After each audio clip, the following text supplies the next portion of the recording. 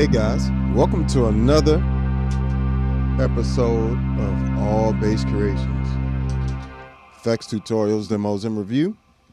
This is another episode of Ambient Bass Synth Afternoons. So what we'll be doing here today, just going through a few different sounds and using them. So we have the, let's switch over to pedal board view here. Bam. So we're only using these pedals here. All these pedals are just stored there. But so we'll be going through how to really get into some different ambient effects, some synth stuff, and just really hanging out, creating some new sounds. So let's start with what we had going on there. That's actually a combination of the Empress compressor running into the deep freeze, the Mel 9 into the Enzo X, then the Mercury X. So that's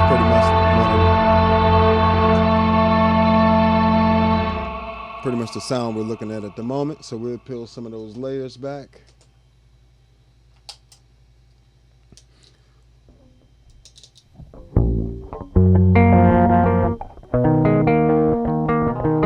Right, so that's where I'm starting with the Empress compressor.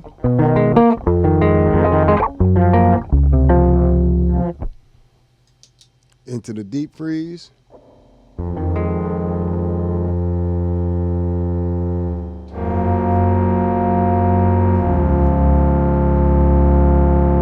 So that already gets you in that territory straight away, just adding something like the deep freeze to your setup. And as you can see, it doesn't take up much space at all. Super tiny footprint. These and the Tonix ones are amazing for the size that they are. Then you have the Mel 9, which is on the orchestra setting.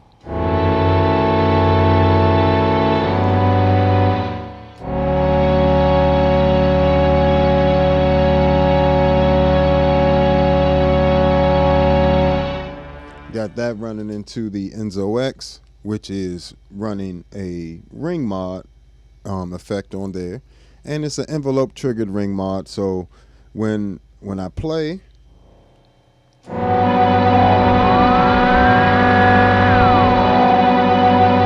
can hear it going back in the background there.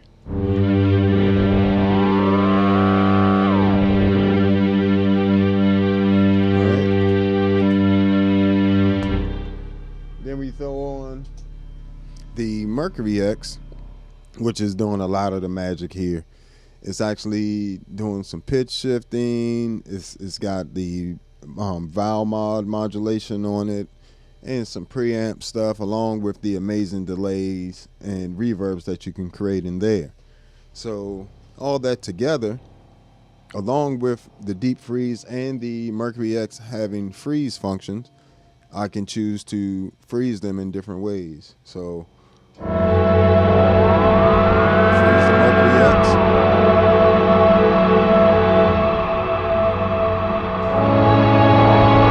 freeze.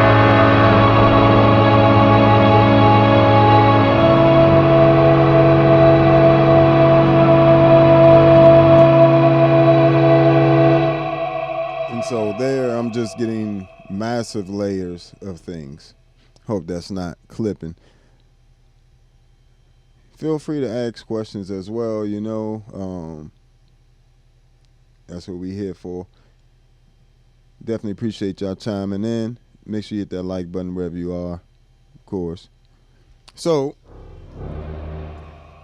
that's one way of getting like an orchestral type of sound. Along with a choir, it's like an orchestral choir sound. With a little bit of craziness, chaos thrown in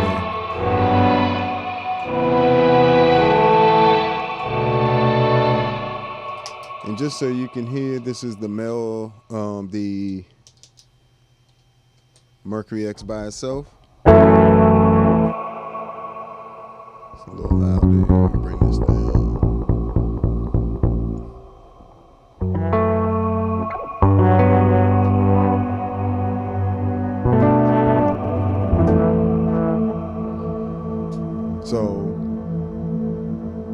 Mercury X is just a Swiss Army knife for the end of your chain.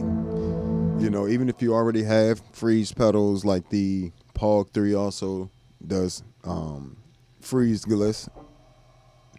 But, you know, having that additional freeze at the end allows me to freeze there, and then I can do additional layers underneath, you know, compared to if you get a bunch of pedals that, you know, don't have all these different features, you know, like that's one thing I love about electroharmonics pedals is that freeze gliss function. You know, same thing's available on, there's also a freeze function on the electroharmonics V256 as well. So you got tons of options, just, you know, adding a few little electroharmonics pedals. Well, this one's not little, but this is little compared to its the previous version, the or like they took the Hog 2 and the Pog 2 and made the Pog 3, you know. So Hog 2 is a lot bigger than this Pog 3 is.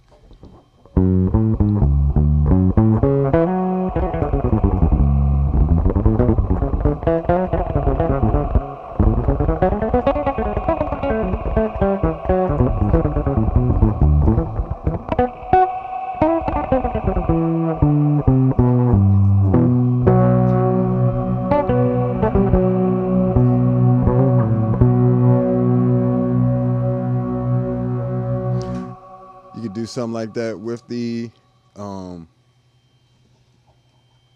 Pog 3.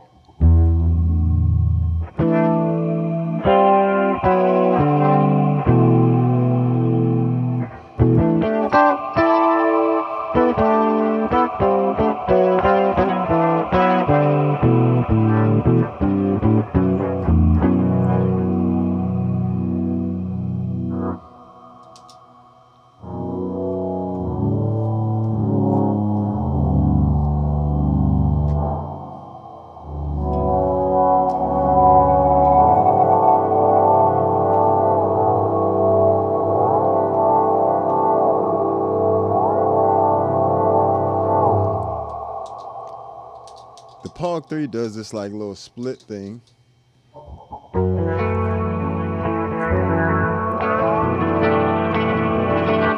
Goes in the fourths.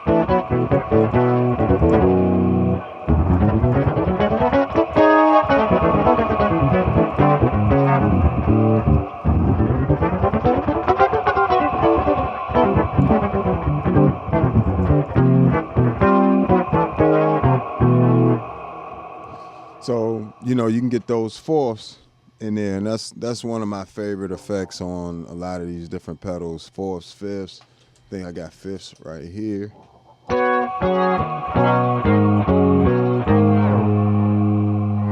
I can morph anywhere in between there.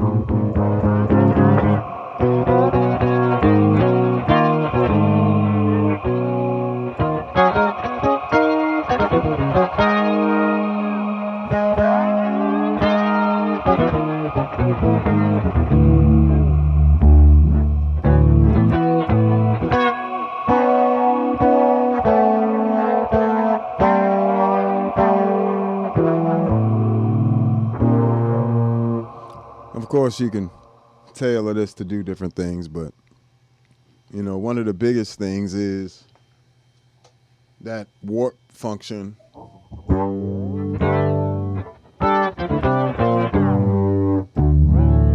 on the Pog 3. So having little stuff like that when your imagination is ready, you know, I know for some people it seems like the Pog 3 might be overkill, right? And for some players it actually might be overkill just because it is so much packed into this octaver pedal here. So let's explore that a little bit today, get into that a bit. You know, we've been into the synth pedals. We'll get into the synth pedals too. But for the most part,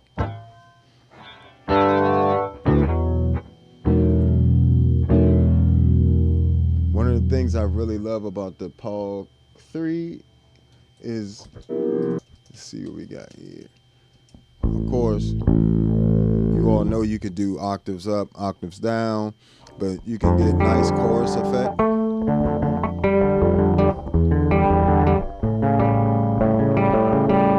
And then based on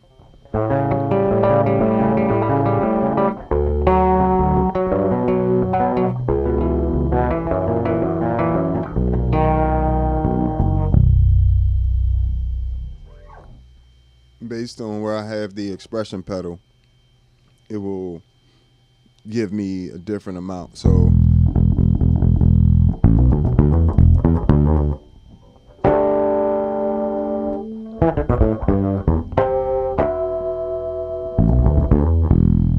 simply by detuning a bit. So I also love this octaver, and as you can see, it's super heavy. Let's bring that volume down.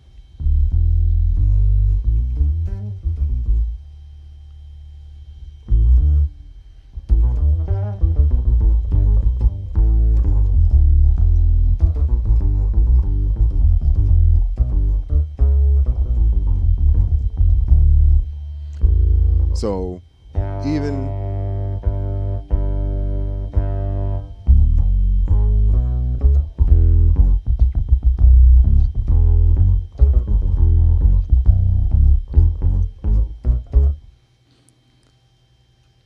so the way you get to something like that, because I know some people was having trouble getting to some sounds with the POG 3, and a lot of times it can if you don't know what you're looking at or what all the functions are, you can get overwhelmed with so many features for an octave pedal, especially if you're used to something more simple like the micro POG or, you know, even the OC5. You know, you're like, what am I going to do with all these octaves and filter and stuff? Okay, let's start there. Start with everybody likes, a nice little octave down sound, right? So the key to the, let me undo a lot of this stuff. Bam, bam, bam, bam. I'm just undoing stuff right now. Take all the spread off. Definitely want the octave down in the middle.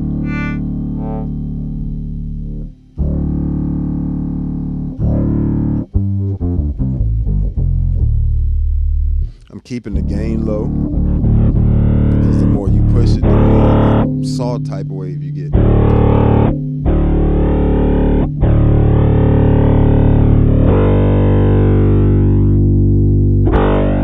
Right, we're not really looking for that. We want something more in that range.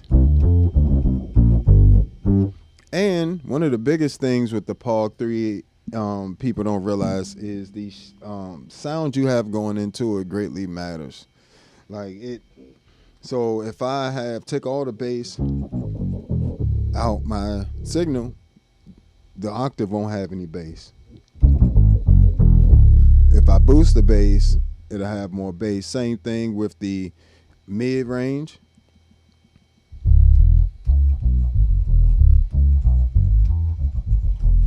Right, or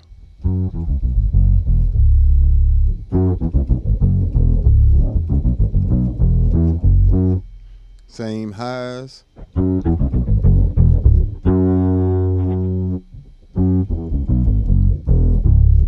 So, you know, you want to have a nice, in other words, you want to have a nice tone with your bass figured out with that octave down.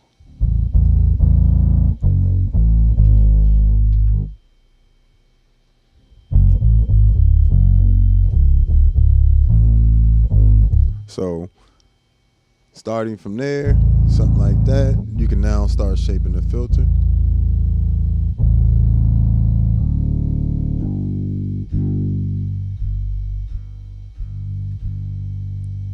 You want to add some resonance.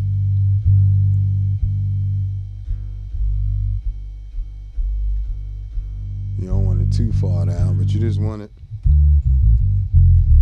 nice darker tone.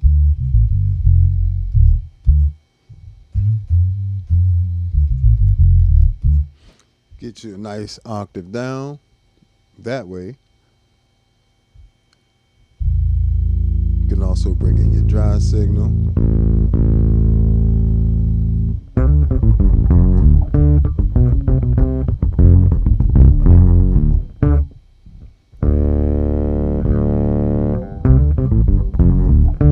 If you want the dry sound to go through the filter, just press dry.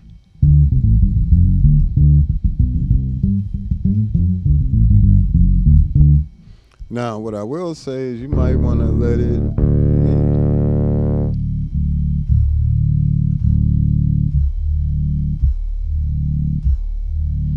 If you want it to dip below this cutoff, filter cutoff, right? Going into the left, and it will dip and then come back up.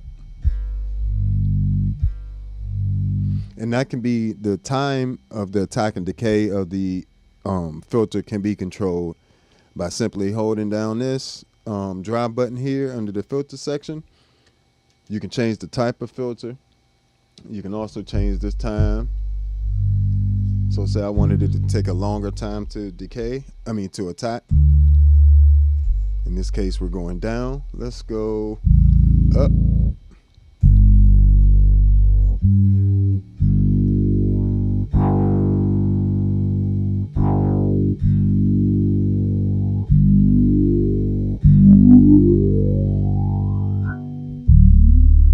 And we can also make that shorter, of course. That's where you get those real lasery type of sounds. If you want some more of the filter interaction, you can push this input gain. Then it's going to give you that crunchier texture.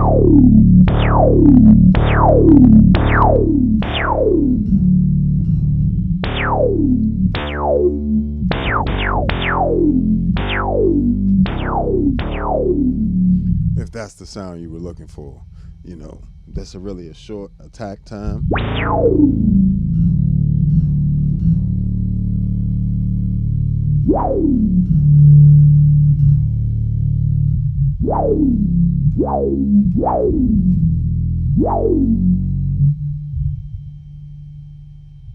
So that easily gives you a little bit of overdrive or distortion. You can also run some into it if you would like.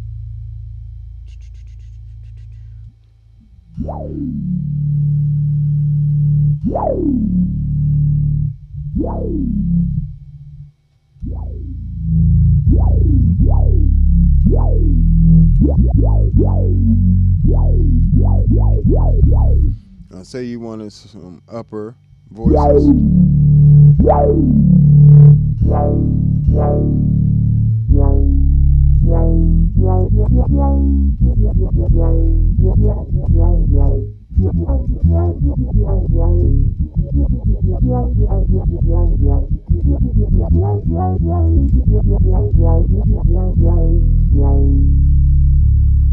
So if you wanted more of that octave, if you want to open that filter up some more.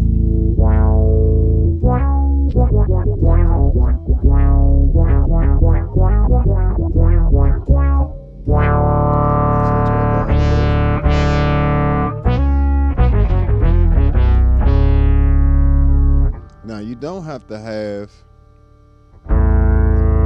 filter modulate at all. Just put this down bottom like that. Just take your straight sub bass layer. Use your input signal. This is what it sounds like. Might go with some distortion. Yeah,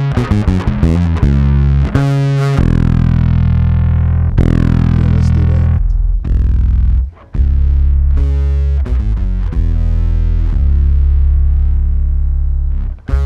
Right, so we can take something like that.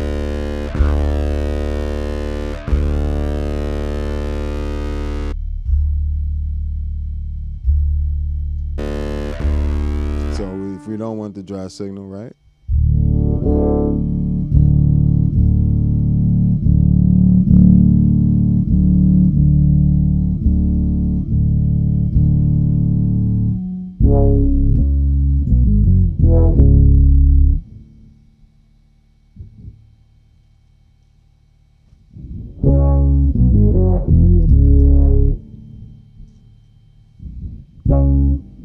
Change that decay, make that decay longer.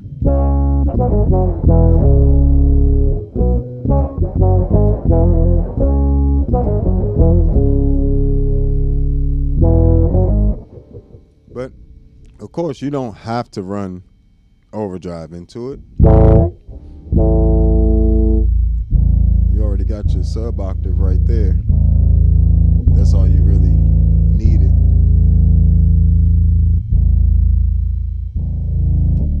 Now, if you want to go for more of an octave up sound,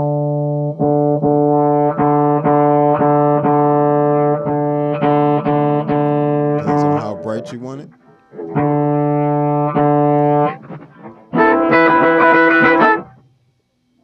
If you're going to do chords, take that focus off.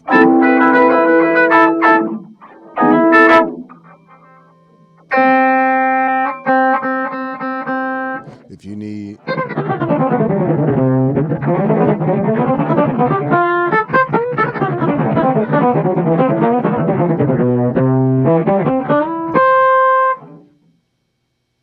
of course, just changing the sound of your EQ of your bass will make a complete difference.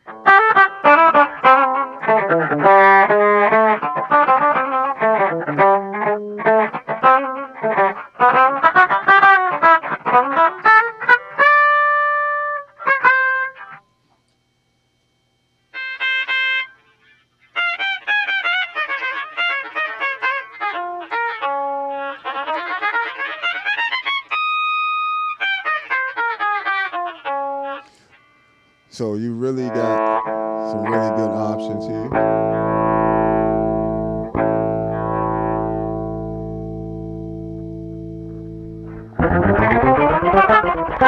So you don't want that fade in, that octave to be so aggressive.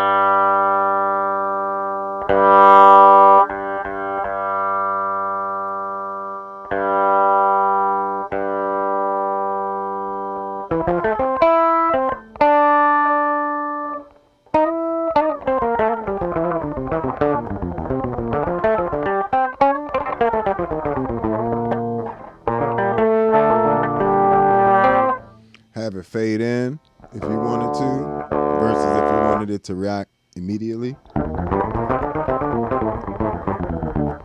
can have that in, sound fade in.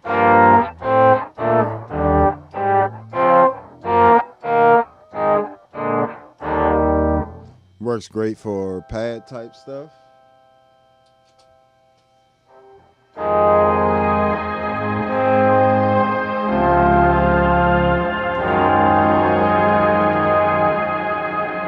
Come over to the expression pedal. It's already on freeze glass. Now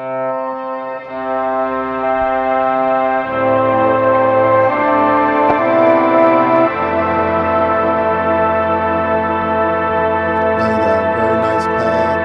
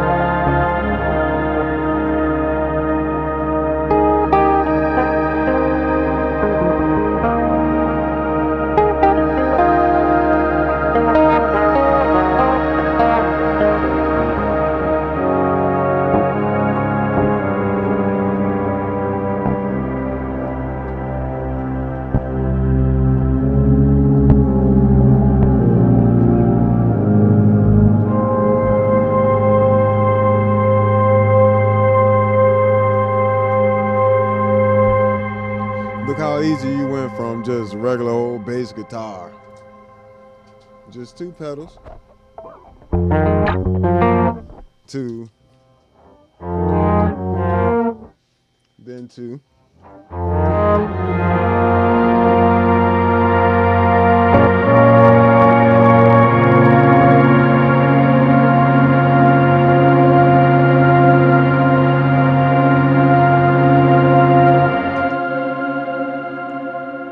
because you're already playing a string instrument, right? So you're not too far off from string sound. So having something like the Pog 3 and the Mercury X and combining those two freeze functions and octave effects, right? So not only do I have all these octaves here, I got octaves going on the Mercury X as well.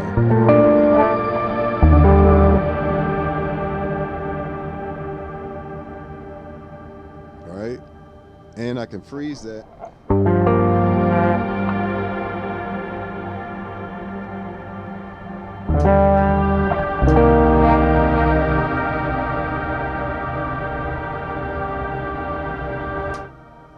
So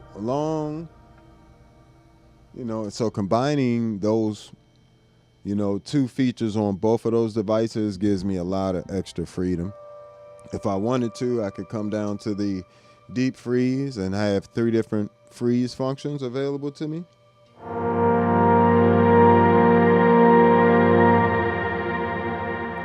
So we'll freeze we're going to use the Mercury X to freeze the bottom layer. So we just go with a B flat major 7, right? I'm going to make that layer 2 long.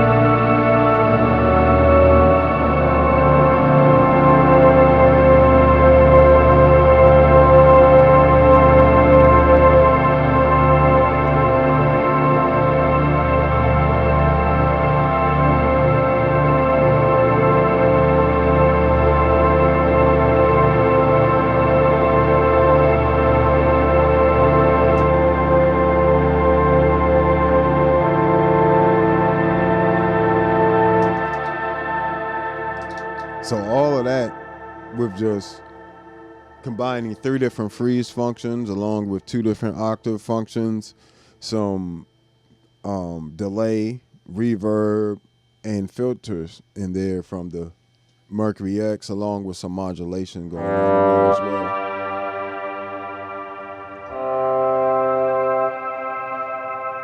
So yes, it could seem like a Pog 3 would be overkill, or having a Pog 3 and a deep freeze would be overkill. But in actual reality, it depends on your creativity and what you feel is where you want to take your music. So one of the biggest features that gets overlooked is that freeze function in a lot of these, and how you can combine them. We talk about them individually, but a lot of times not together.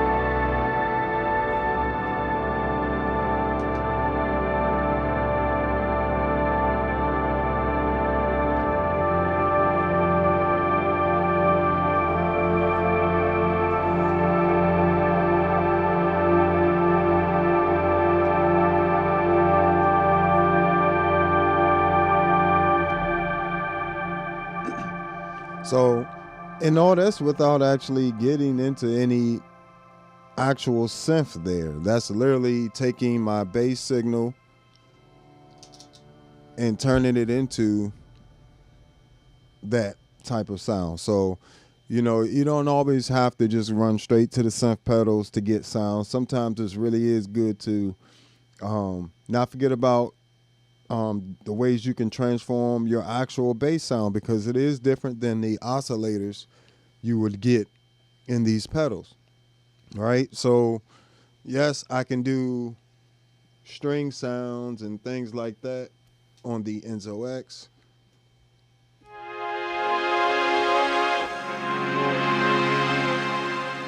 But that's a completely different texture than doing it on here. You see, where am I at? Let's get the dress in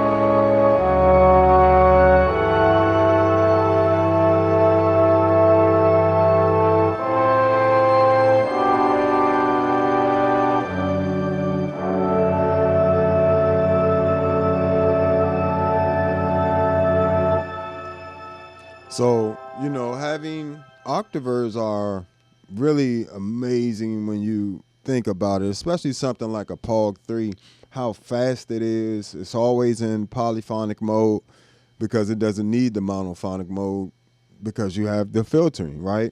A lot of those smaller octave pedals, you need all these other pedals to go with them. The reason why something like a POG 3 will have that type of price tag is simply because it has digital storage. You can edit it completely on the computer. It has a ridiculous amount of octaves. It's still less than the Hog 2, but you get, an attack pedal. You get a filter. You get detune. You also get a spread, which is like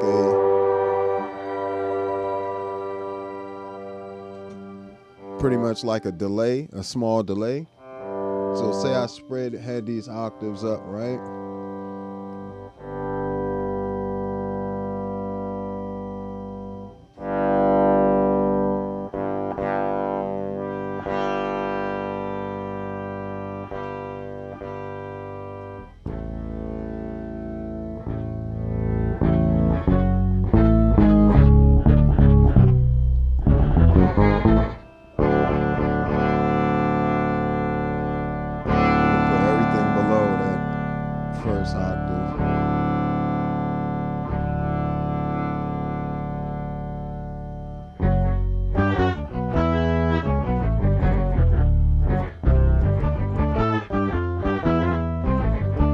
The fact that you can get all that in one take and you don't have to layer it, and you can do that live. You can just save that and do it live. It's a really nice feature. Of course, if I wanted to bring that down, add some detune.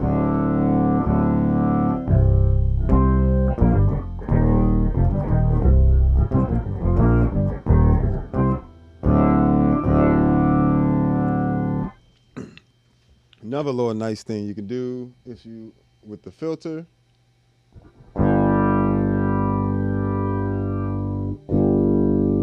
come here, give it a quick attack.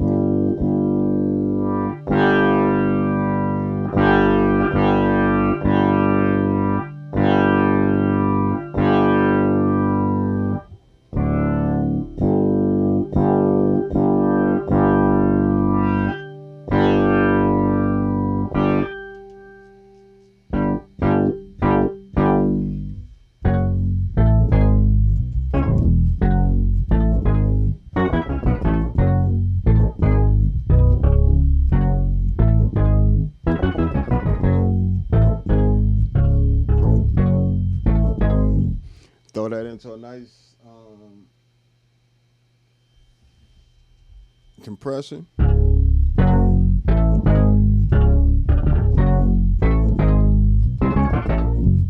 And this is just the Pog 3 doing all this effect. Without it,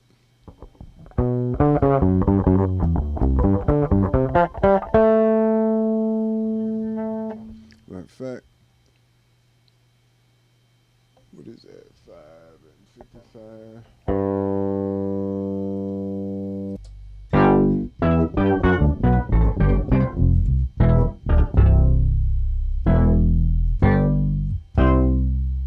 So now I'm just taking advantage of that envelope. Almost getting like that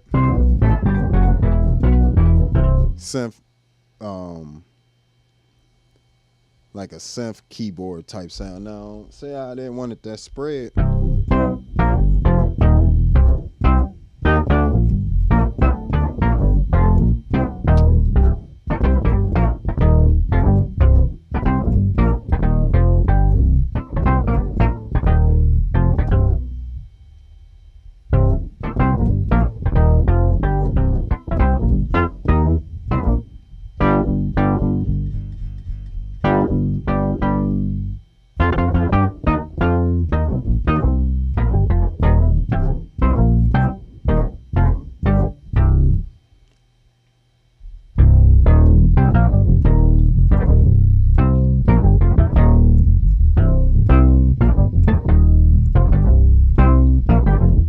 Now I can change the sensitivity of that trigger as well.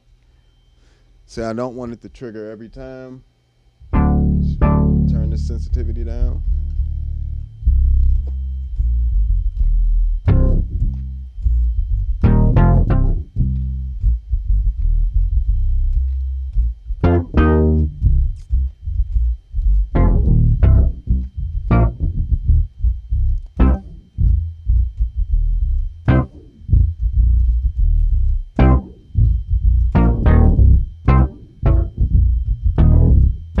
So then you start to get musical with your dynamics, because you're not just triggering it every single time.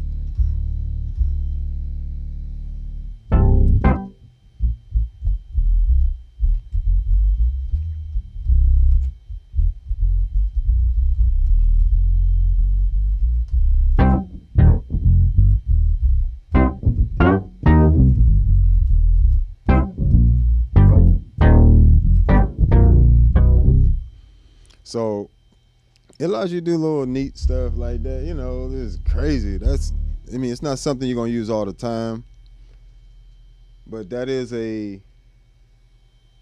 something you can use at some point.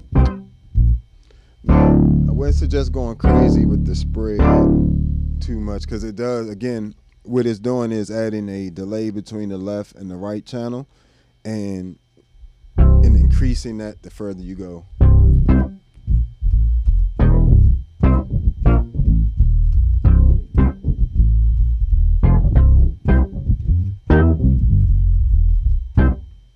So now I will say, sometimes having the stereo aspect when you're running bass sounds kind of, may or may not help all the time, and that stereo spread definitely doesn't always help.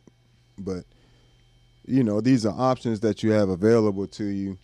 Changing the filter, the trigger, sensitivity of the filter, attack and decay. If you wanted to make that more resonant.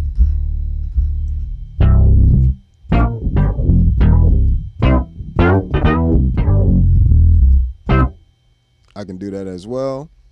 You got your detune right there. If you want the detune to run on the dry signal or any of the effects, the attack, the dry, or the detune, you just press the button underneath that says dry, and it'll add it to that signal path.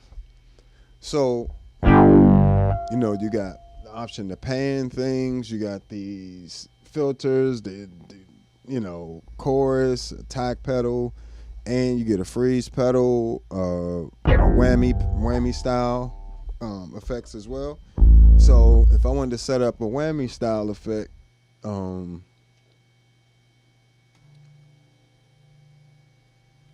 come over here, go to expression pedal, change that to warp.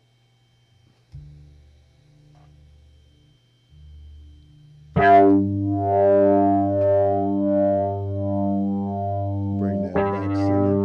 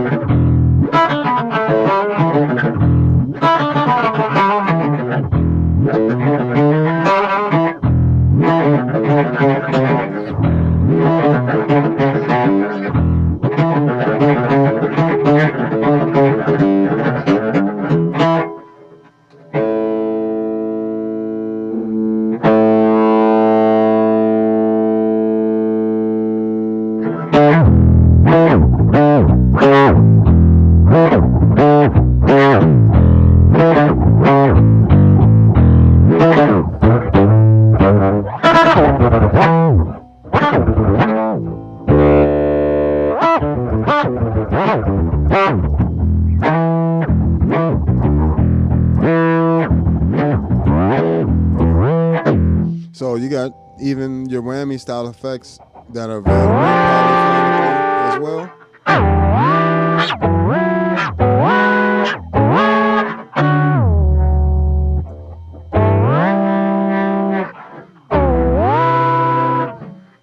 So that's set up through the octave up fader here.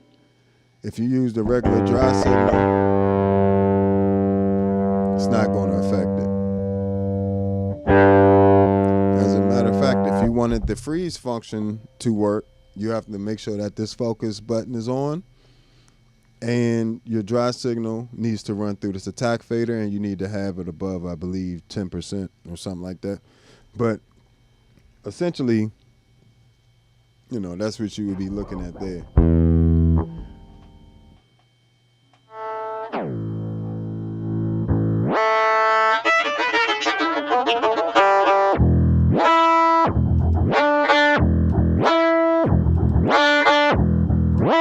You can set that up octave, 2 octaves up, fifth.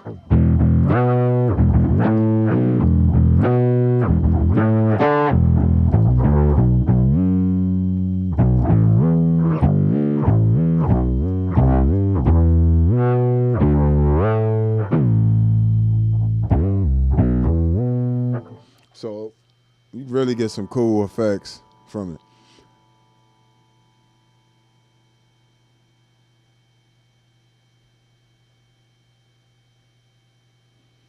Yeah, I would definitely go, you know, I do, those whammy pedals, you know, sound good, but I really do like this Pog 3.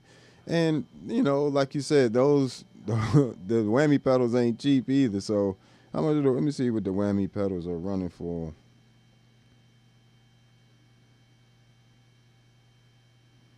Yeah, those I'm seeing them for 400, 319. Yeah, even the whammy hammer on is 250. Boss XS 100 poly shifter, that's 350. You know, and none of them are going to give you all of these options that the Pog 3 will give you, along with all the presets. You know what I'm saying? Like you can also, it's also fully MIDI capable, and as a bonus feature, you can use it as an organ. Let me get my, oh, it's on channel 1.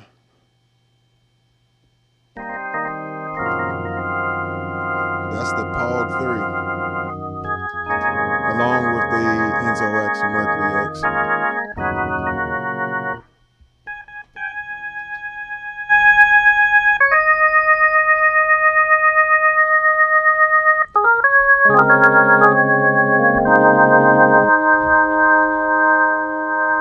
So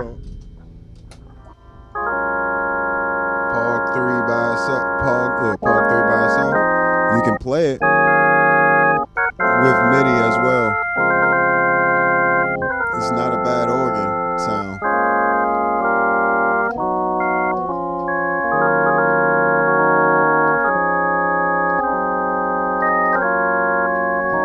Mind you, that's just that.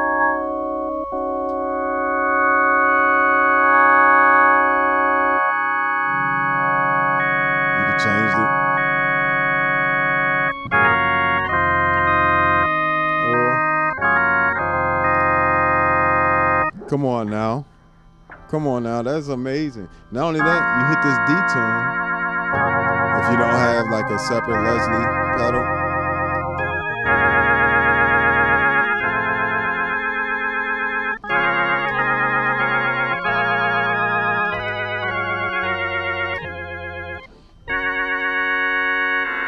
You can spread it.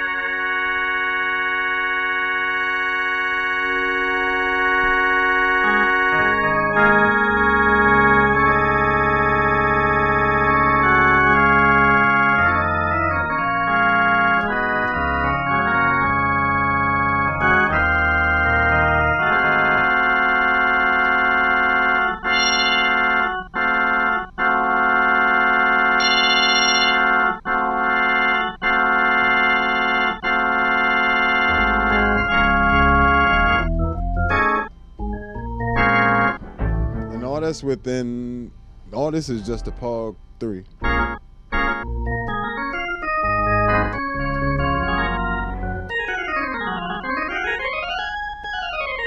That's maximum spread.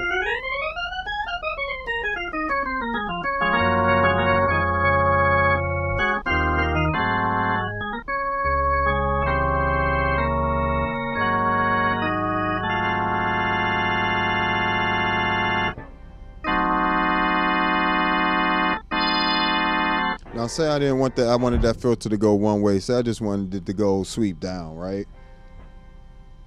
I can do two things. If I wanted it to make it happen from the right side, I would turn the attack all the way to 0 of the filter.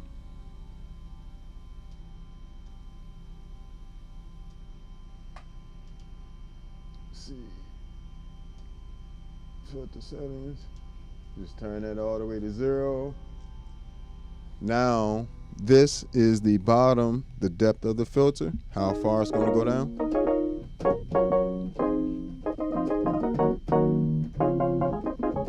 And you just change that.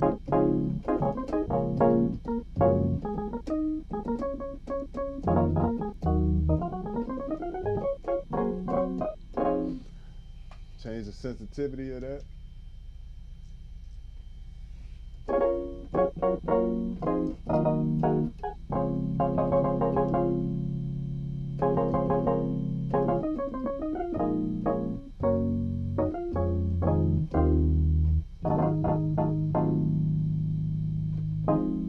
Wonder if I can set it to not always trigger, but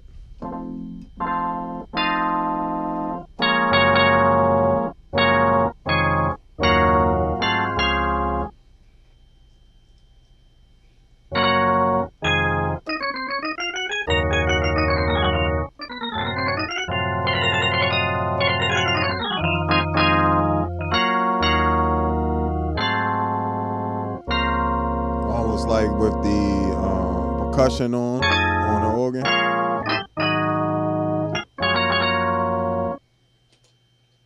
I do like using the Enzo X for chorus and the Mercury X for like the tremolo effect, which is acting as my Leslie. Some saturation.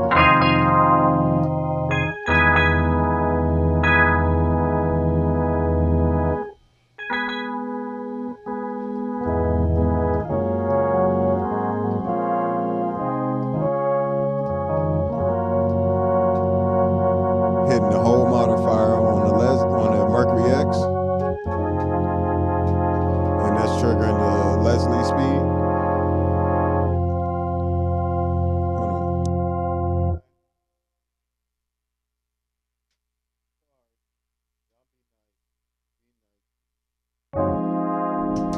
So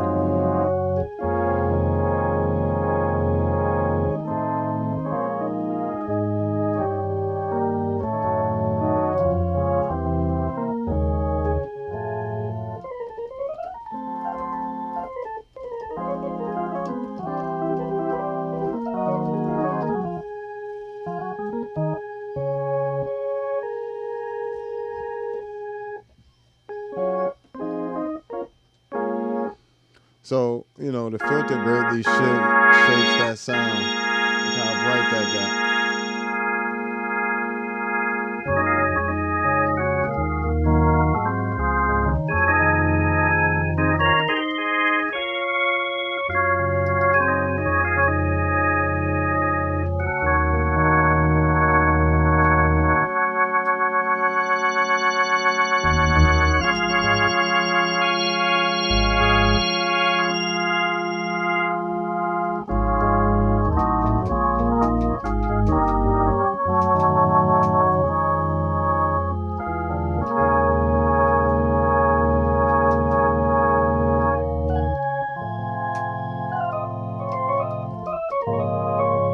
So if you wanted more of a mellow pad, if you just wanted the full on.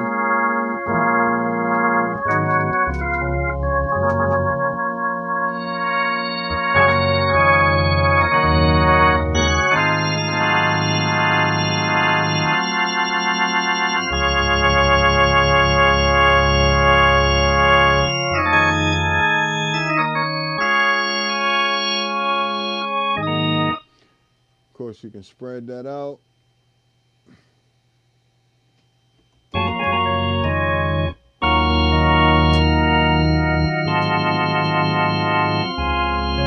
Crazy like this really.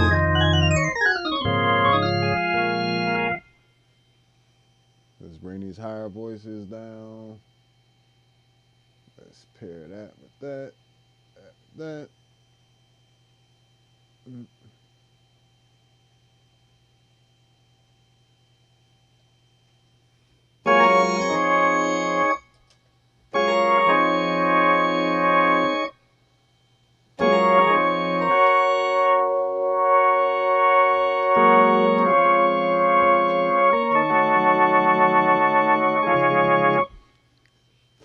I mean, come on, like that's for this to be an octave pedal.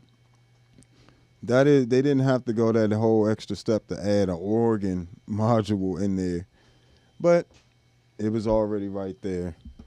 Hold on 1 second. Jay, why she gotta get out your room? You've been in her room all this time. Why you can't go cool out? Go call mommy and see when she come and get y'all.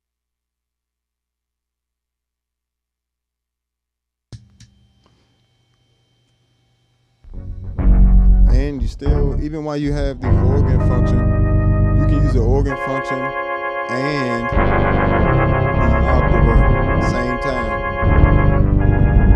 Two separate things in there. So, having full MIDI control over the POG 3, you can also go in there and use the warp function in conjunction with a sequencer.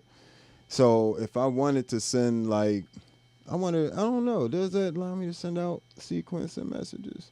I know it'll send out MIDI clock. I'll have to check on that. See if I can use the Enzo X as a sequencer for other MIDI devices, because it does has an arpeggiator in here. It also has a 16-step sequencer in there as well. So I'll have to check on that feature. That would be a nice addition for a firmware update or something, if we can use, if it's not already something we can do, use the Enzo X as a sequencer for, say, the Future Impact or POG 3. All right. So that's like a general rundown of the Pog 3. I might switch the Pog 3 to mono just because I don't really use that stereo panning too much. And, you know, I don't know. I just feel like it might be even better just to use it in mono for the bass stuff. But, you got to try different things out. So make sure y'all hit that like button and check out Patreon for all my presets for these different pedals.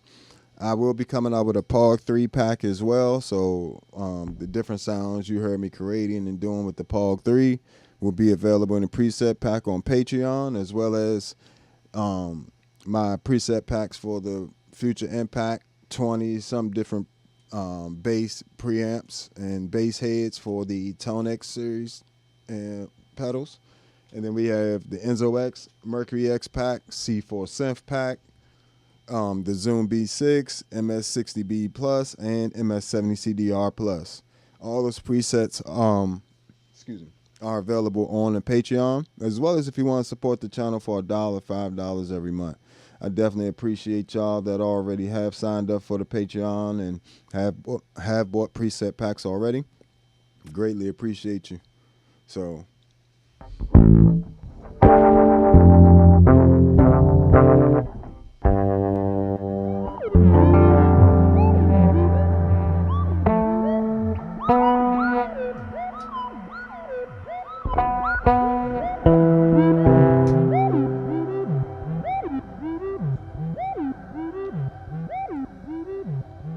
like if I could make that pattern, the Pog 3 follow that pattern.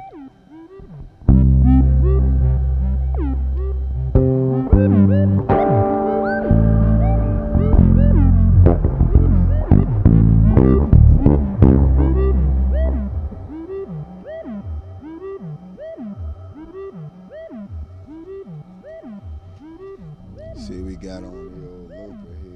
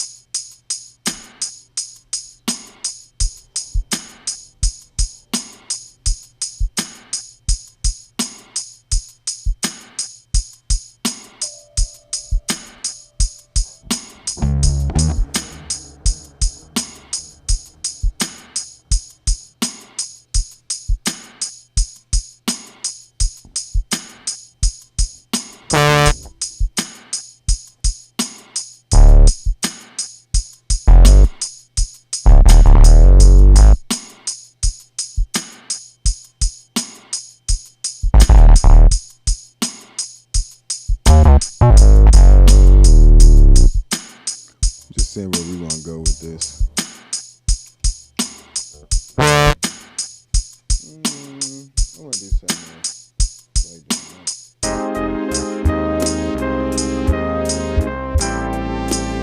want to do that. Takes a while sometimes.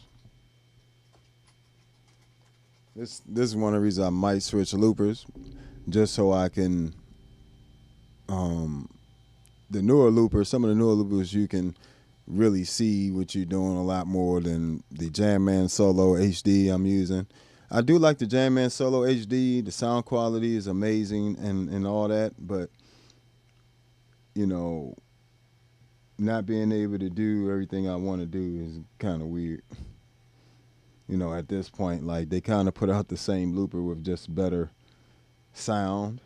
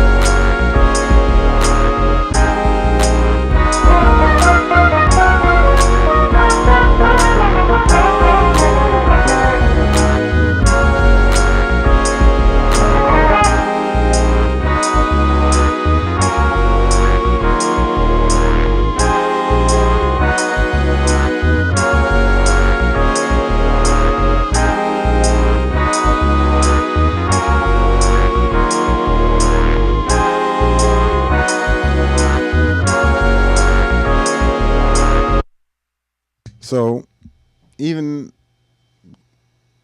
that little groove beat there is like a kind of a testament to how flexible the Enzo X is.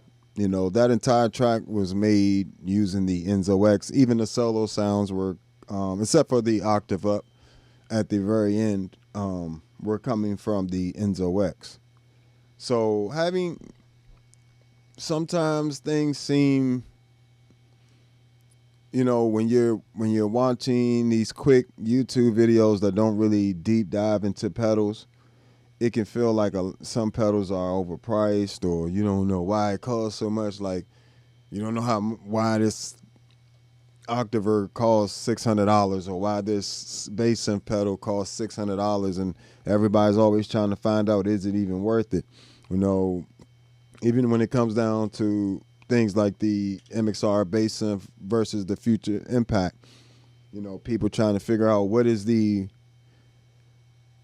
greatest value for their money, or what's the best one, because in people's mind, for some reason, there has to be one best one. There really isn't. The Future Impact, MXR bass synth, Enzo X are all totally different things. And the way I always describe it is, think of it as different keyboards. So yes, Roland makes keyboards, Nord, Yamaha, Casio, whoever you want to name. They all make keyboards, right? And you're a lot of times people don't understand that different units like Moog, what's some of the other one? That CS7, FM Synth thing. I saw that looked really cool. You know, these different things all sound different. They're not the same thing, even if they're called the same thing. You know, so filters. So this synth sounds different than this one, and this one. So they all have their own characteristics that will benefit you in you know, your own way, depending on how you want. You know, I would suggest trying to find out what, or I know it's hard to think of what you haven't thought of already, but try to imagine where you really want to go with your music and things like that. If you got to buy on a super budget like that, you know, where you're like, I can only have one. If you can only have one, you know, you're going to have to weigh your options a lot harder, you know. But if you plan on staying in the music business, doing some records and really utilizing these pedals, not just getting them and fidgeting them, you know, playing with them for a little bit. If you plan on actually using them, none of them are going to be a waste of money, because at the end of the day, they're all going to add value. The same way producers and different things, they have plugins. You go in studios, they'll have a wall full of hardware, you know what I'm saying, that costs a lot more than pedals do. So, you know, some of it is investing in yourself, and some of it is a little bit of treating yourself. But ultimately, it really is about serving your overall musical vision when you're picking out pedals. Like, that's why this is my main board. These things I use in the studio, but I don't typically need them live. But this stuff I need all the time, you know, or access to all the time, to just be flexible with my creativity. I don't want to get to in the middle of a song and then not be able to just pull up a nice little string sound if that's what I want to do, you know.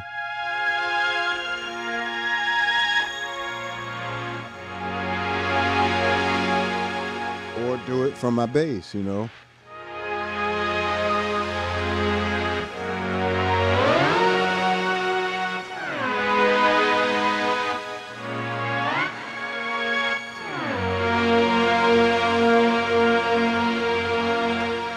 Or, you know, adding things like MIDI to your rig. So sometimes it can be hard to really even understand why you need to spend the extra money on MIDI, right? Because adding MIDI to your pedal board isn't necessarily cheap. If you're factoring in that you got to buy the devices that actually distribute the MIDI, and the devices that can program the MIDI, you know. So, for instance, I have built into the bottom of this board, I have a CME H4 MIDI Pro, which is coming out of the side here, but that allows me pretty much, I use it almost like a MIDI patch bay routing thing. It allows me to filter out certain messages from certain MIDI pedals while still allowing me to also have wireless Bluetooth MIDI. And it allows me to have 2 input and output 5-pin MIDI ports along with the ability to control up to 8 USB devices. And it can be powered through USB or a non-volt port. And I definitely got a few extra ones. I'm using a Canvas Power 15 underneath, and as you can see, it's not 15 pedals right here. So, that's something I can power off of there. And then if I need USB power that I can't reach from the board here, I can take USB power out of that MIDI hub that's built into it. And it looks like this, but a bigger version. So it'll look just like this, but this is a H2 MIDI Pro, and instead of 2 ports, it'll have 4. But that's the main difference. And that one has I bought the additional wireless MIDI chip to install on the H4 MIDI Pro. So that's on there.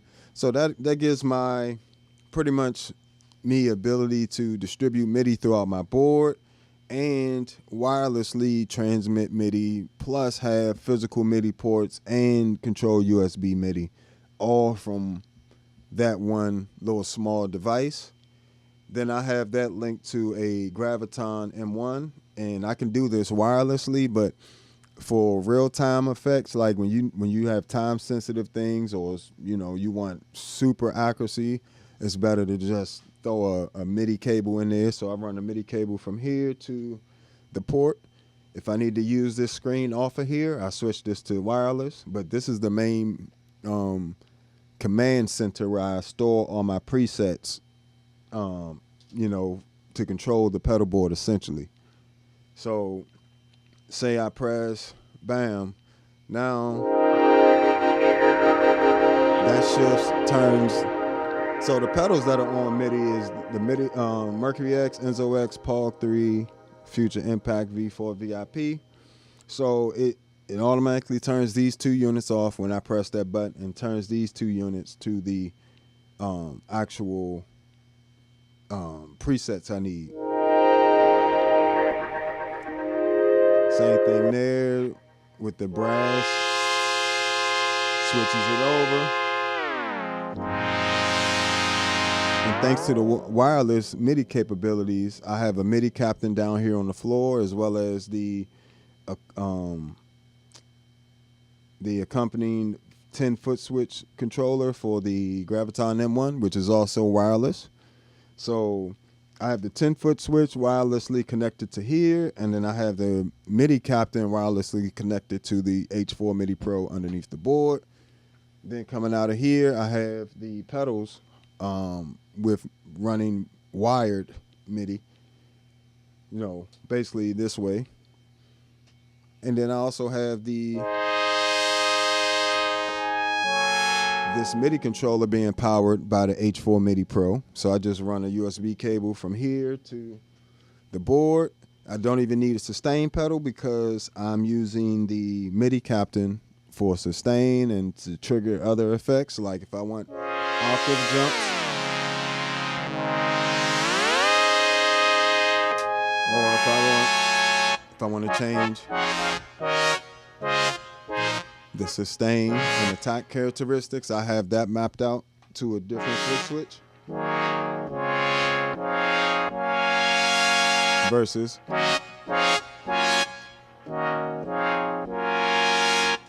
right. So then I also have things triggered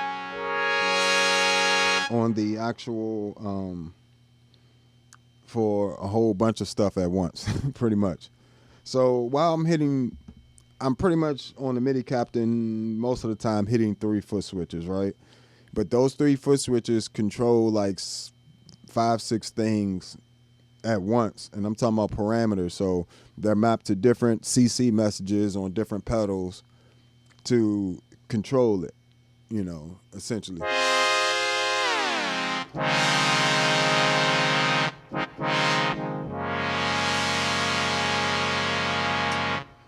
So, and that's really flexible, helps me out a lot.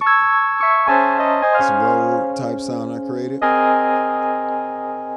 I can use the MIDI captain as my sustain pedal.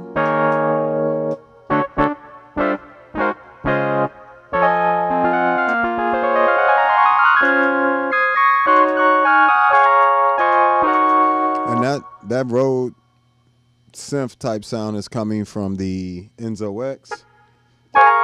Created that with the Enzo X. Run that through the color box running into a Jens Bin Shuttle 9.0 tube head. Give me a little bit of tube action there.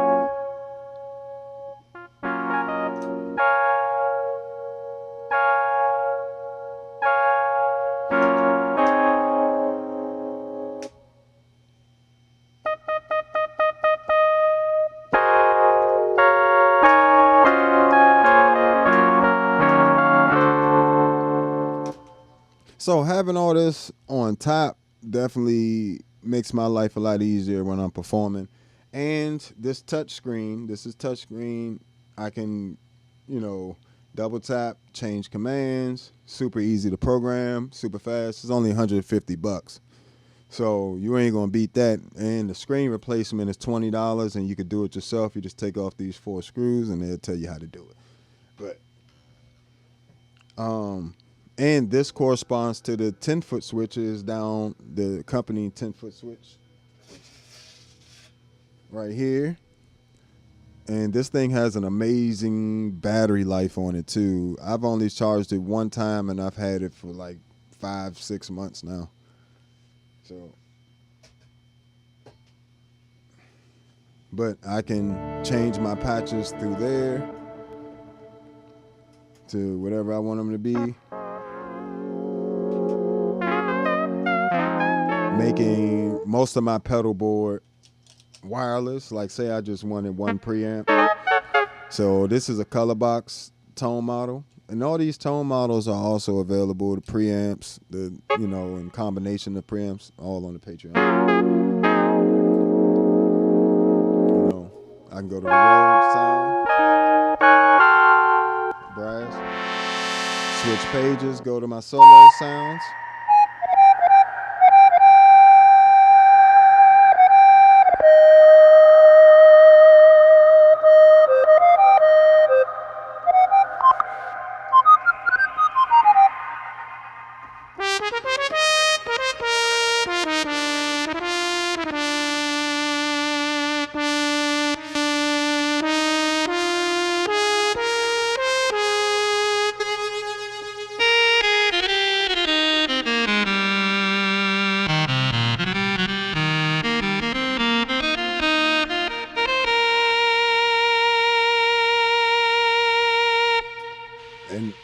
Also, when I'm just gigging bass, right? I don't need all that. I got all my, on the first page, I got all my bass effects programmed out.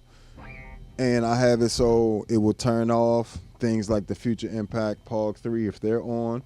Now, if the Deep Freeze Mel 9 are on, I got to turn those off manually. Pretty much the Empress compressor stays on all the time, so I don't have to worry about that. And essentially, like I said, if I use one preamp on here, I don't ever have to touch this, to be honest, just depends, So Deep Freeze, MXR, and the Mel 9 are only real switches I have to touch. I don't have to touch the Future Impact, POG 3, Enzo X, or the Mercury X when I'm gigging, including the foot switches. I don't have to touch them. If I need to, get to my dry bass sound, that's already right there available. Let me get this a little evened out here.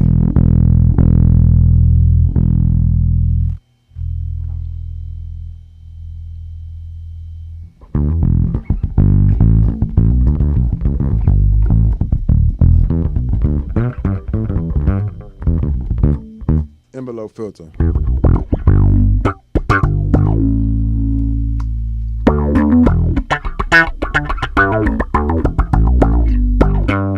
That's all coming from all my just bass effects are coming from the Enzo X.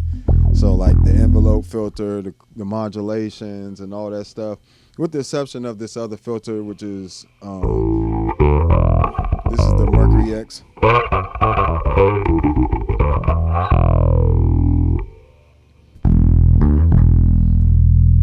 Chorus, flanger, phaser. when I want to go to my solo sounds, if I want to go to an octave up,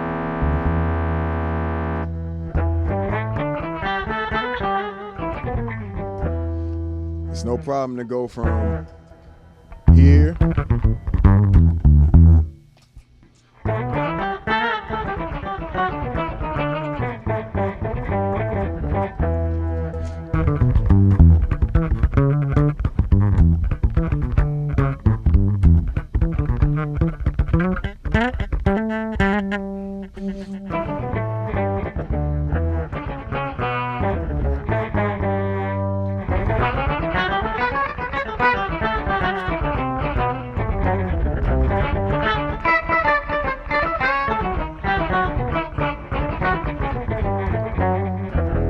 So the key for me is to be able to do it quickly, you know what I'm saying, even octave down.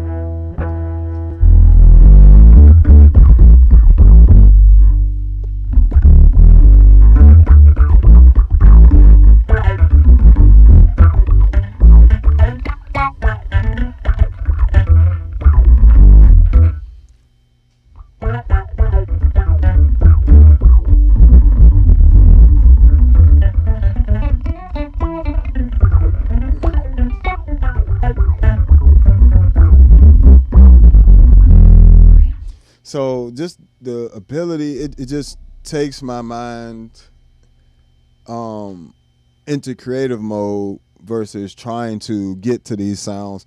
These are sounds that I'm going to use all the time, you know, and if I want to have access to switching pages, I can do all that from the foot bank.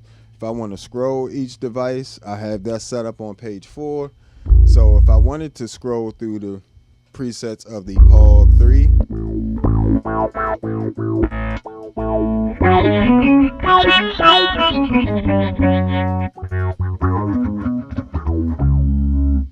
it's all available right there. If I wanted to scroll through the presets of the Future Impact, same thing.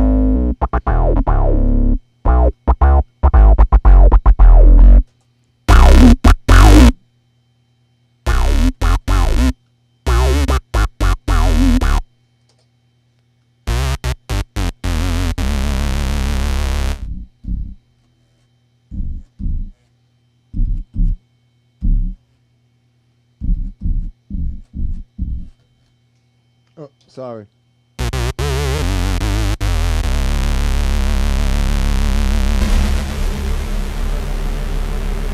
I can change Mercury X.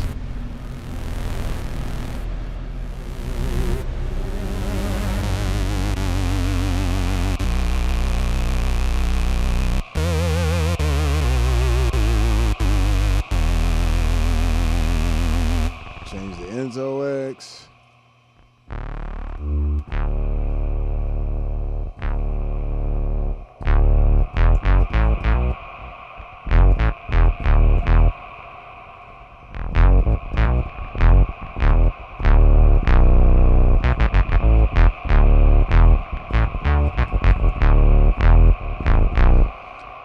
And this is a prime example, like when you're creating. If I'm being creative right now, I don't want to have to think about, you know, doing this. You know, I just want to be able to get to stuff and experiment with different combinations of things. And if I need to scroll fast, bam.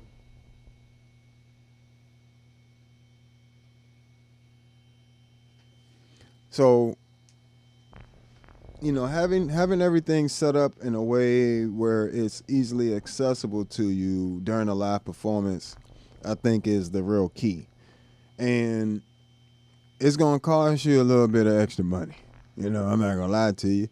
You know, CME H4 MIDI Pro, or, you know, you can really, if you're not using like all the extra ports, MIDI ports and stuff, and you just need one of these for each, this will do you fine. Now, it won't have wireless capabilities, but it'll do you fine. If this isn't enough, you can get you the H4 MIDI Pro, and then you're just adding pretty much MIDI access to your board from there. And you can always patch in when you need to. You got extra, if I need to run something else into the board, I can do that. If I want to use USB MIDI, I can do that, like what I'm doing here with the MIDI controller.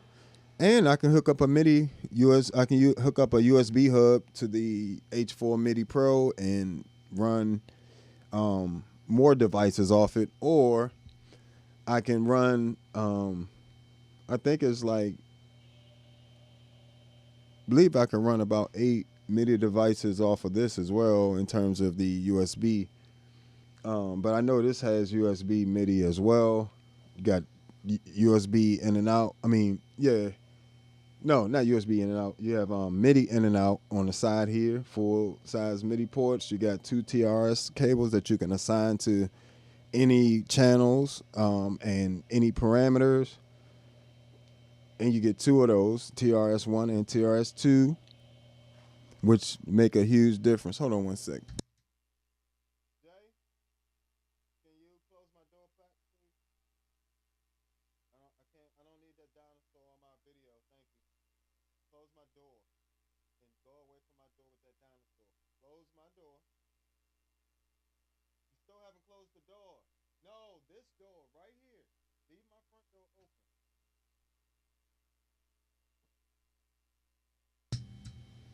Yeah, so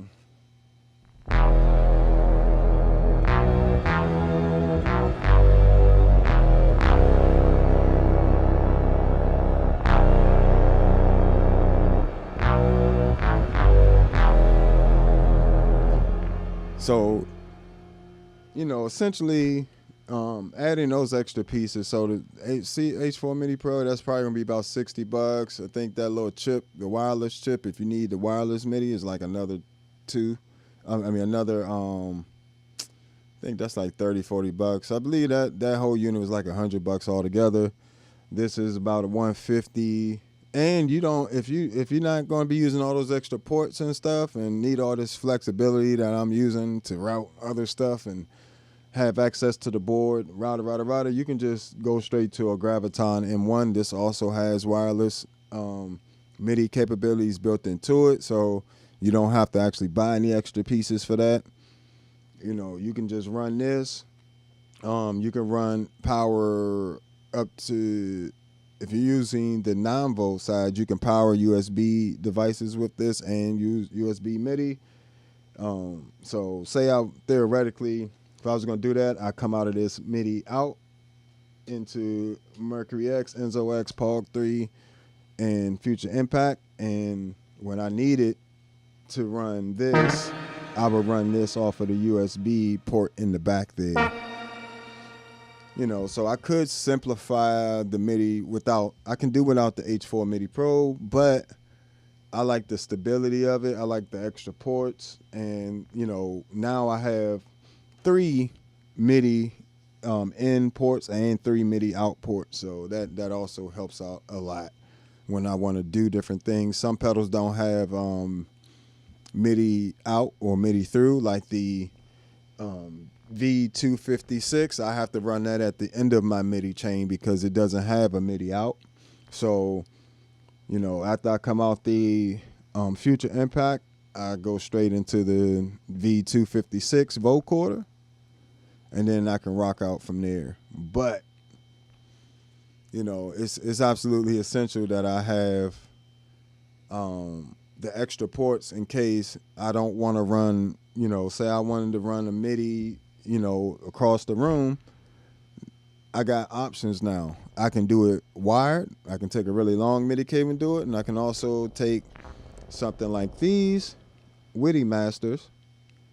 These run, I believe, about $60, or the Witty Jack or anything like that's Witty, which is wireless MIDI, and transmit across the room to a keyboard that's not even wired to any of this setup. So, mind you, I'm powering this MIDI keyboard, this MIDI controller, off of the H4 MIDI Pro. The H4 MIDI Pro is outputting wireless MIDI over to a motif that's across the room over here, and I use this one in particular, this one I'm holding up, to run into this H2 MIDI Pro and then run MIDI wirelessly to my computer if I want to use main stage or if I want to record in the Logic. So essentially I made my setup so I could just create without any hassle in any way, shape, or form, because that's one of my biggest things. I do not like to be programming when I'm creating. I like to have all these different, that's why I have all these preset packs, because I create a lot of presets in advance. It does a few things. I learned the unit really well, and I also already have a bunch of sounds ready to go versus trying to get to those sounds while I'm creating. You can lose ideas. You can lose, parts of the song that you were about to record. You're trying to remember it because you had to play this part 50 times trying to do that. But, if you can get it all in one shot, with MIDI, and I can have all those presets done. If I need to get to the computer, all I have to do is plug this USB port in, and bam, I'm ready to go. So, and I'm also running that MIDI captain off of a WIDI jack, which is similar to that, but different form.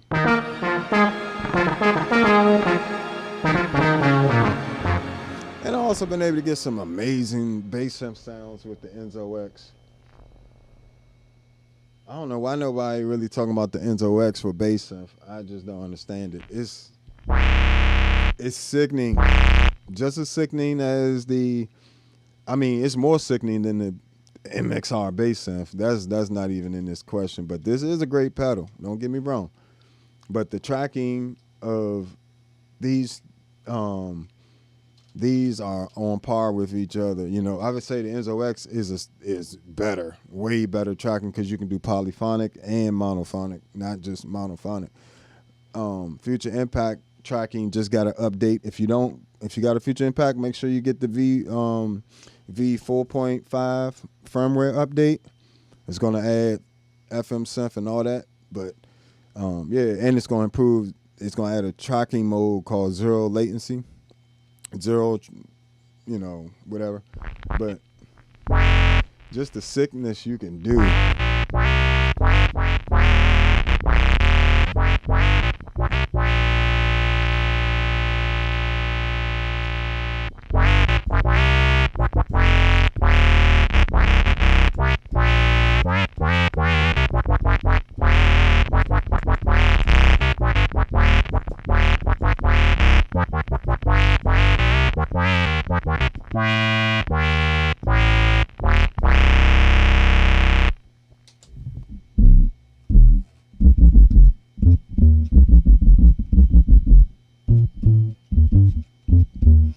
Mind you, you can use all these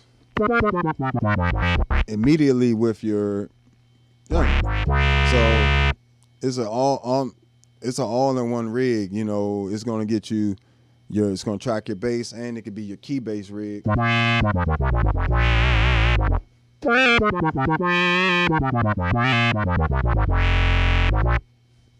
Bring this up a bit here.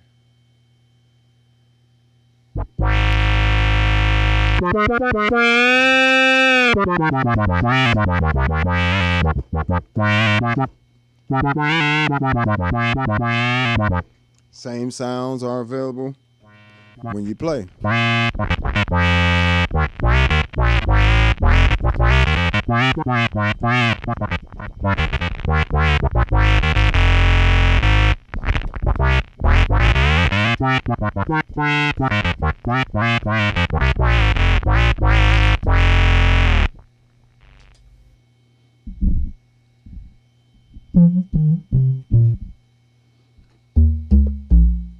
Even stuff like log drum. It can do FM type sounds as well. Get that FM, and FM is just frequency. You just pretty much modulating one oscillator with another one. So the Enzo X is capable of FM synth as well.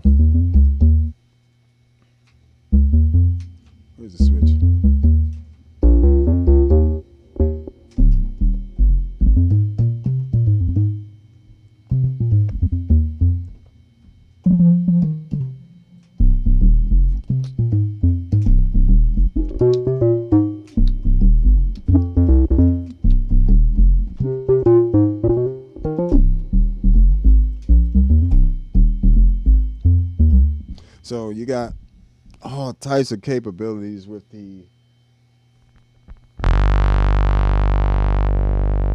uh,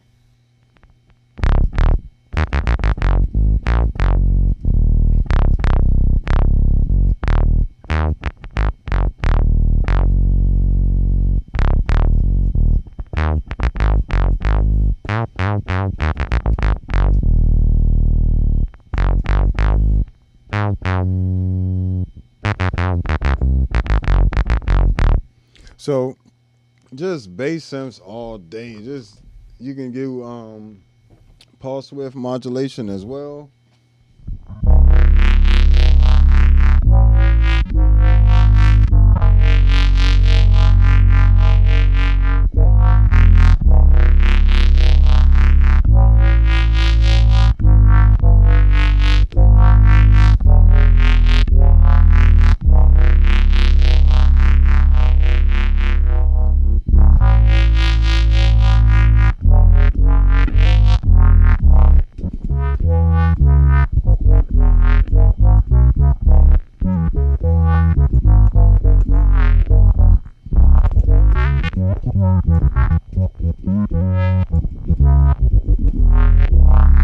So just I just can't think of too much that a good synth could do that the Enzo X can't.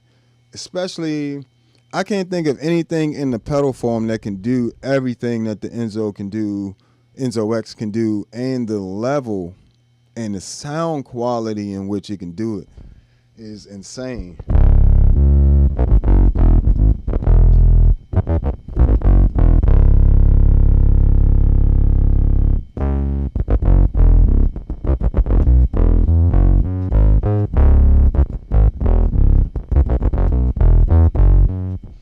Let's see.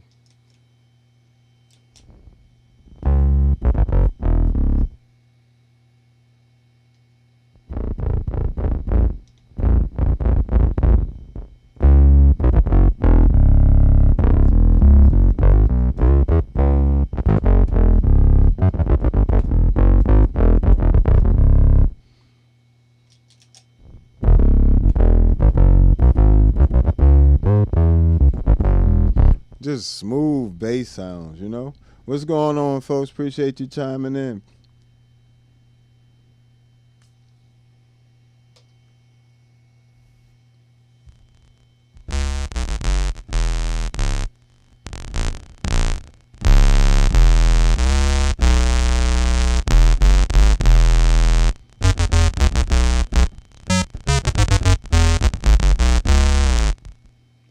just immediate bass synth nastiness. So, you know, to be honest, the Enzo X is the only one up here that can do everything. Only thing that the Future Impact really, I mean, it does have 4 oscillators, right? So it can do some waveforms and things like that, oscillator wave shapes and things like that that the Enzo X can't. The Enzo X uses 2 oscillators in mono, but in polyphonic, it has 6 note polyphony. So each of those voices has 2 oscillators on it. So really, the Enzo X is using a total in polyphony, a total of 12 oscillators. So you know that is the difference between the Future Impact V4 VIP. It uses 4 oscillators for one voice, you know, which does come in handy when you want to do like harmonies and different things like that with your synth, with your monophonic synth. But the Enzo X, you know, can't do that, but it can actually play the harmony. It doesn't need to simulate you doing a chord. You can just do the chord. So, you know, those are two different bags to get into. Not only that, but you know, the effects in the Enzo X are the highest quality out of all the bass synth stuff. So like for me, I like the filter in there more than those other two, and it's more versatile. I like, you know, the drives in there. The drive in the Enzo X, the drive section is very nice. Use that for a lot of different purposes. It's even got an op amp in there along with the tube and transistor drives. You know, you got 3 different types of filter: ladder, state variable, and twin. So basically, ladder is the 24 dB filter, 12 is the state variable, and the twin filter is like a baseball's, but flexible. It's like having a baseball's, but you got all these other parameters that you can alter things with it. So that is a huge bonus. Plus, some of the best modulations I've ever heard in my life. So, you know, it's definitely worth the 600 price point. You know, same like the POG 3 and the Mercury X is same thing. You know, different combination of effects and things like that with no synth engine, but an amazing pre-delay and best reverb algorithms I've ever heard. So, yeah, it's MIDI and getting pedals that can handle MIDI as well. Hold on one second, guys.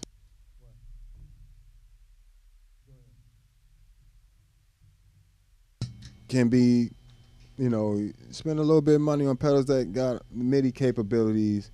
Can be the difference between your rig being like super flexible or just kind of flexible. You know, I really wish like things like the Mel 9 and these 3 had MIDI. You know, I don't really care if the Tonex, there are MIDI solutions out there for it, but I don't really care about that when it comes to the Tonex ones, because all I really need is 3 preamps. I can use this one for bass sounds, pads, chords, all that stuff. I can use this one for same thing, but with a little bit of tube action saturation on it. And then a guitar amp. You know, that's a Marshall. So I don't really need more than that. You know, sometimes restricting yourself gives you, because you got to remember, this is my live rig. So I don't want to confuse myself while I'm live and, you know, too much stuff. That's why I have everything. I started using something with a screen so I can name my presets of these, not just have them on here as like the MIDI captain. I couldn't name them and I couldn't see them. You know, it was a little bit more cumbersome to try to program the MIDI captain versus this was a breeze. This was literally what program change, you know, number do I need for each one, and then what CC messages do I need to control certain parameters or the physical foot switches, you know, wirelessly with the MIDI controllers. So that took a while. But MIDI's definitely, it can be a little confusing, but I definitely would recommend that you start to incorporate that into your rig. And not worry so much about having all the analog pedals and filters and stuff, because this stuff, every time I've gone to a gig, right, got there with my blurst or my bass balls, because they always move a little bit when you're storing them. Same problem I have with the Empress compressor, or and these more physical knob pedals. They, I mean, all these are physical knobs, but and foot switches, but these aren't. Pretty much, these are what you see is what you get. So when I set something up and I get it perfect, one, I can't save it. Two, I might have to change it if I want to use a different parameter or I want to use a different thing here. And then by the time I do all that, I forgot the setting. Especially because if I had to do that, I have to remember settings for all the pedals. It's the reason why, like, you'll see, if you look at some of the old school pedal boards, they'll have all these little diagrams and stuff on them that the person had drew to, remember the settings and things like that. You don't want to have to do all that. So definitely take some time, think about your setup. Don't just buy pedals because they came out and they look cool. Think about how they fit into your setup. MXR bass synth, I think, is worth having on the board, even though it's not MIDI. These three, actually, But am I more likely to go to these versus going to the sounds I have programmed in here, which is going to make my life a lot easier? That depends. I really want the sound that I'm trying to get from here. But yeah, those little tips like that are definitely help your rig. Like, you use it live, especially as a bassist. If you get something like this, you want to set up that first page to be your main sounds. Then the second page, you got 12 pages there that you can fill up with presets. So really, that takes some time to think about, So go through your pedals. The way I recommend you do that too, real quick before I get out of here, go through the pedals, figure out what presets you want, go through the manuals, figure out what parameters you might want to control, and put the parameters on the CC list, all on in a list, and put the program changes in a list, and see how you want to match things up that way. You'll see it a lot easier, and you won't have to try to remember that while you're trying to program 100 and something sounds presets, So, all right, guys. Hope you guys had a wonderful day. Thank you for spending some time with me. Make sure you hit that like button before you go. And if you haven't already, sign up for Patreon. Check out the presets for all the various pedals. And also check me out on all social media at the Bass Negas, or Negos, It just depends on how you want to pronounce it. A lot of people can't pronounce that, so I try to help you out. But I definitely appreciate all the love you guys are showing me on all the social media. You guys that have been following me on other platforms, I see a lot of the usual suspects on, Facebook, Twitch, and Instagram, and even on TikTok. So thank you guys for all the love and support. And, of course, I'm going to keep this going. But hope these tips and tricks and different things help you out, these examples. And if it does, Cash says Super Chat definitely helps. $1, $2, whatever you want to do. It'll work. All right, folks. I'll catch you later. Peace. Thanks.